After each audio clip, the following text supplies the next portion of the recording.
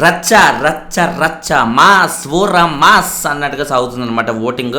మామూలుగా కాదు బాబాయ్, ముఖ్యంగా నబీల్ అండ్ నిఖిల్ మధ్య ఓ రేంజ్లో సాగుతుంది. ముందు నుంచి నిఖిల్కి మంచి ఓటింగే ఉందన్నమాట. సో మధ్యలో స్టార్టింగ్ వీక్స్లో నామినేషన్స్లోకి వచ్చినప్పుడు కూడా తనకి ఎప్పుడు టాప్లోనే ఉన్నవాడు. సెకండ్ ప్లేస్లోనే మిగతా విష్ణుప్రియ కానీ వాళ్ళందరూ ఉండేవాళ్ళు అనమాట. సో నబీల్ అప్పుడు నామినేషన్స్లోకి రాలేదు. నబీల్ లాస్ట్ వీక్ నామినేషన్స్లోకి వచ్చినప్పుడు ఆయన ఓటింగ్ సత్తా ఏంటని అందరికీ తెలిసింది. ఇన్ఫ్యాక్ట్ తనకి యూట్యూబ్ పరంగా ఉండే క్రేజ్తో పాటు దీని పరంగా బిగ్ బాస్లోకి వచ్చాక తను ఏర్పరచుకున్న తన ఓన్ గేమ్ వల్ల వచ్చిన ఓటింగే చాలా ఎక్కువ అని చెప్పాలి. So comparatively pre existing fame కింద నిఖిల్ ఓటింగ్ మనం జమ చేసినా కూడా సొంత కష్టార్జితం, బిగ్ బాస్కి వచ్చిన కష్టార్జితం అనేది మనకి నబీల్ కింద లెక్కేసుకోవచ్చు అనమాట. సో అందుకని కంపారిటివ్లీ చూసుకుంటే ఏది ఎక్కువ వర్తుంటుంది నబీల్దా నిఖిల్దా ఓటింగ్ పరంగా చూసుకుంటే డౌట్ లేకుండా నబీల్ లాంటి వాళ్ళే ఎక్కువ మంది ఫ్యూచర్లో బిగ్ బాస్ రావాలనుకునే వాళ్ళకి కూడా ఒక మంచిగా బూస్ట్ ఇచ్చినట్టుగా అవుతుంది అనమాట. నిఖిల్ లాంటి ఫుల్ ఇట్లా స్టార్డమ్ ఉన్న వాళ్ళు వెళ్తున్నారా, వాళ్ళ ముందు మనం ఎక్కడ నిలబడతాంరా అని అనుకునే వాళ్ళకి అరే నబీల్ ఉన్నాడు కదరా, నబీల్ ఏంద్రా సాధారణ యూట్యూబర్ రా, యూట్యూబరు నిఖిల్ లాంటి ఒక సీరియల్లో పెద్ద స్టార్ వెంట పోటీ పడి ఆయన క్రాస్ కూడా చేసి వెళ్ళిపోయాడంటే మనం కూడా వెళ్ళిపోవచ్చేమోరా అంటూ కొత్తగా వచ్చేవరా వాళ్ళకి, రావాలనుకునే వాళ్ళకి ఒక బూస్ట్ ఇచ్చినట్టుగా ఉంటుంది నబీల్ ఓటింగ్ అనమాట. సో మెజారిటీ పోల్స్లో అయితే 26 to 28% ఆ రేంజ్లో అయితే ఉంది. ఆన్ అన్ యావరేజ్ 26%గా మనం లెక్కేసుకోవచ్చు ఓటింగ్ ప్రస్తుతానికి నబీల్. అండ్ ఆన్ ద టాప్లో ఉన్నాడు. అండ్ సెకండ్ పొజిషన్లో నిఖిల్ అయితే ఉన్నాడు. నిఖిల్కి కూడా 24 to 26, 27 ఆ రేంజ్లో ఉంది. But comparatively on an average తీసుకుంటే అరౌండ్ 25 వరకు మనం వేసుకోవచ్చు అనమాట. సో 26 and 25 1% డిఫరెన్స్ మాత్రమే ఉంది. ఇది పెద్ద డిఫరెన్స్ ఏం కాదు, ఎందుకంటే నెక్ టు నెక్ గంటకి మారుతుంది అన్నమాట polling. So as of now చూసుకుంటే ఇలా అయితే ఉంది 1% డిఫరెన్స్తో వీళ్ళిద్దరి మధ్య. అండ్ తర్వాత మణికంఠ థర్డ్ పొజిషన్లో యాస్టీజ్గా కంటిన్యూ అవుతున్నాడు.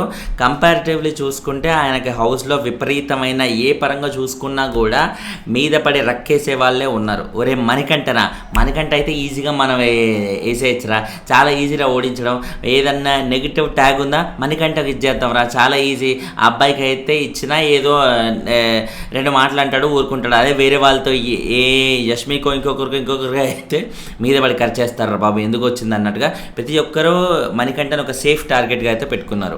ఆ సేఫ్ టార్గెట్గా పెట్టుకున్నప్పుడు ఏమవుతుంది, ఆడియన్స్లో మనోడు డిఆర్ఎస్ట్ అయిపోయినప్పుడు ఆబ్వియస్లీ ఓట్లు అనేది గుద్దడం చాలా సాధారణం కాబట్టి సో అలా ఓట్లు అయితే పడుతున్నట్టుగా అయితే మనం చెప్పుకోవచ్చు.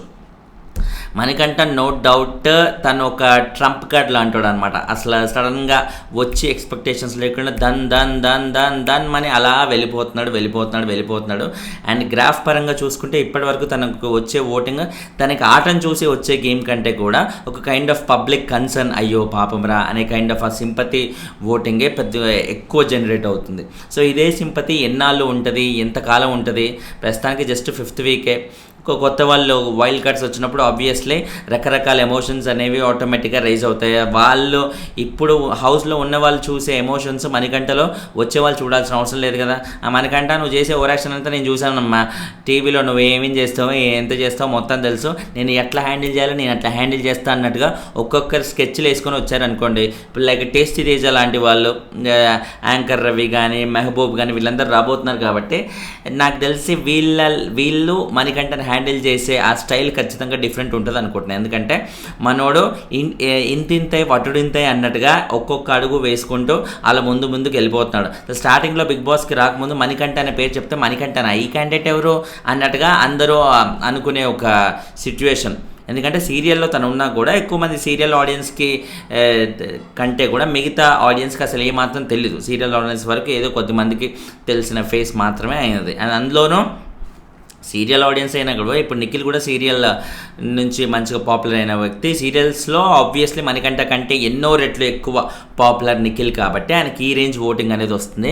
హౌస్లో ఆయన ఆటతో సంబంధం లేకున్నా కూడా ఆయన కొంచెం కాన్సన్ట్రేట్ చేసి ఆడితే ఓరి నాయన ఇది కాదు నాకుండే పాపులారిటీకి నేను ఇట్లా ఒకరి చేతిలో ఇట్లా ఉండడం ఏంది, పప్పెట్లాగా ఉండడం ఏంది అన్నట్టుగా అనుకొని ఎలాగో సోనియా వెళ్ళిపోయింది, ఆ పప్పెట్లాగా ఉండరు అనుకోండి. బట్ వైల్డ్ కార్డ్స్ వచ్చినప్పుడు మళ్ళీ ఎవరన్నా చాలా హార్ష్గా మాట్లాడారు అనుకోండి, హార్ష్గా బీభత్సంగా రచ్చరచ్చ చేస్తుంటే ఓహో వీళ్ళతో మళ్ళీ తేడాగా ఉండేటట్టుంది, ఇక మనం కూడా లొల్లి పెట్టుకునే కంటే ఫ్రెండ్షిప్ చేసుకోవడం చాలా ఈజీనేమో అన్నట్టుగా వెళ్ళి ఫ్రెండ్షిప్ చేసుకున్నాడు అనుకోండి. అంతే నిఖిల్ ఇంకా ఆయన టాప్ 5 ఛాన్సెస్ మీద, టాప్ 5 కాదు టైటిల్ విన్నింగ్ కూడా కెపాసిటీ ఉన్న ఓటింగ్ అయింది.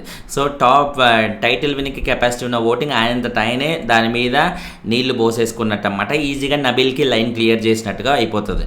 సో నబీల్ ప్రస్తుతానికి మంచి ఛాన్సెస్ ఉంది టైటిల్ విన్నింగ్కి. అండ్ ఆబ్వియస్లీ కొత్త వాళ్ళు వస్తున్న వాళ్ళలో ఇంతకుముందు ప్రూవెన్ కంటెస్టెంట్స్ అంటే బీభత్సంగా ఇట్లా టాప్ 5లోకి వచ్చేసి దద్దరిల్లే రేంజ్ కంటెస్టెంట్స్ ఎవరు రావట్లేరు. ఆఫ్ కోర్స్ హరితేజ లాంటి వాళ్ళు టాప్ 5లో ఉన్నా కూడా కంపారిటివ్లీ హరితేజ టాప్ 5లోకి వెళ్ళిన ఆ కన్సిక్వెన్సెస్ అనేవి చాలా ఒక డిఫరెంట్ కైండ్ ఆఫ్ ఒక హరికథలు చెప్పడం కానీ, ఫన్ ఎలిమెంట్స్ బాగా స్ప్రెడ్ చేయడం కానీ, నవ్వులు పూజించడం కానీ, ఈ టైప్ ఆఫ్ యాంగిల్లోనే హరితేజని ఎక్కువ మందికి ఇష్టపడి ఆమెని ఆ లెవెల్లోకి తీసుకెళ్ళిపోయారు.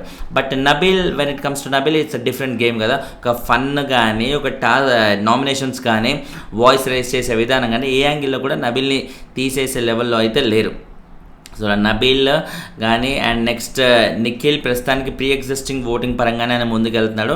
ఇప్పుడు వైల్డ్ కార్డ్స్లో కొంతమంది స్ట్రాంగ్గా వచ్చి ఆడగలిగితే మాత్రం ఆబ్వియస్లీ ఫస్ట్ టైం చేసిన పొరపాట్లు సెకండ్ టైం ఎవరు చేయరు కాబట్టి వైల్డ్ కార్డ్స్లో ఎవరు వచ్చినా కూడా సెకండ్ టైం చాలా జాగ్రత్తగా ఎలా ఉండాలి, ఏం చేయాలి అన్నట్టుగా ప్రాపర్ ప్లాన్ వేసుకొని వస్తారు. కాబట్టి వాళ్ళందరూ ఒక్కొక్కరు స్ట్రాటజీతో ముందుకు వెళ్తూ ఉంటే అందులోనూ ఒక్కొక్కరి సత్తా ఏంటి, ఓటింగ్ సత్తా అనేది అందరికీ వైల్డ్ కార్డ్స్ అందరికీ తెలుసు కాబట్టి దాని తగ్గట్టే జాగ్రత్త పడుతూ ఎవరితో ఉండాలి, ఎవరితో ఆర్గ్యూ చేయాలి, ఎవరితో సైలెంట్ అయిపోవాలి, ఇవన్నీ వారికి క్లియర్గా తెలుసు కాబట్టి దాని తగ్గట్టే ఆడతారు. దాని తగ్గట్టు ఆడుతుంటే ఒక్కొక్కరు ఇందులో ఉన్న వాళ్ళలో బాటమ్కి వెళ్ళిపోవడం అసలు ఇట్స్ ఇన్ఎవిటబుల్ అన్నమాట. ఎవరు అవాయిడ్ చేయలేదు. అది నిఖిల్ అయినా మణికంఠ అయినా ఒక్కొక్కరు డౌన్ అయిపోయే పరిస్థితులు అయితే ఖచ్చితంగా ఉన్నాయి. ప్రస్తుతానికి చూసుకుంటే నిఖిల్ ఓటింగ్ అయినా బాగానే ఉంది 25%. అండ్ థర్డ్ పొజిషన్లో మణికంఠ ఉన్నాడు 18% ఓటింగ్తో. ప్రతి స్ట్రాంగ్ తనకు కూడా తన లెవెల్లో అయితే మంచిగా వెళ్తున్నాడని చెప్పుకోవచ్చు అనమాట. అండ్ తర్వాత ఫోర్త్ పొజిషన్లో విష్ణుప్రియకి కంపారిటివ్లీ మార్నింగ్తో పోల్చుకుంటే ఇంకొంచెం బెటర్ ఓటింగ్ అయితే ఉంది. 1% ఓటింగ్ ఎక్కువ పెరిగి 14 to 15% అయితే ఇప్పుడు వచ్చేసింది. ఎందుకు 1% పెరిగింది విష్ణు? ఆ లెవెల్లో ఏమాడింది అంటే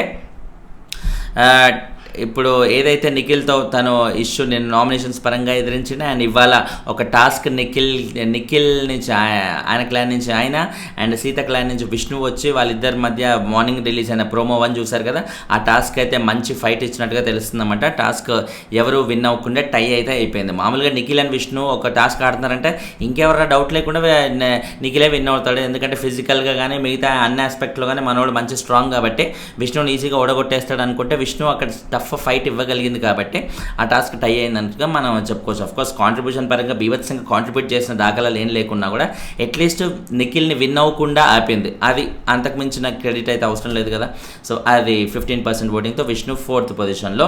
వీళ్ళ డౌట్ లేకుండా వీళ్ళ నలుగులో ఈ వారం సేవ్ అన్నట్టుగా ఆ ఓటింగ్ అనేది క్లియర్గా తెలుస్తుంది. అండ్ ఆదిత్య గారికి లాస్ట్ బట్ 1 పొజిషన్లో 9% ఉంటే అండ్ ఇమీడియట్గా నెక్స్ట్ ఉన్న నైనికాకి 6%. సో 3% తేడా ఉంది. 3% తేడా ఉందంటే డెఫినెట్లీ చెప్పుకునే దగ్గ ఓటింగ్ పర్సంటేజ్ 3% డిఫరెన్స్ అనేది 9 and 6 కాబట్టి మిడ్ వీక్ ఓటింగ్లో యాజ్ ఆఫ్ నౌ చూసుకుంటే నైనిక బయటికి వెళ్ళిపోయే ఛాన్స్ ఉంది. అండ్ వీకెండ్లో ఆదిత్య గారు ఆబ్వియస్లీ వెళ్ళిపోతారు అన్నమాట. సో ఫైనల్లీ ఇది మీకు ఏమనిపించింది కింద కమెంట్ చేయండి. ఛానల్ని సబ్స్క్రైబ్ చేసుకోండి. లైకులు కొట్టినారా లేదా? దయచేసి లైకులు కొట్టండి, అవి ఒక్కటి మిస్ చేయకండి. My sincere request.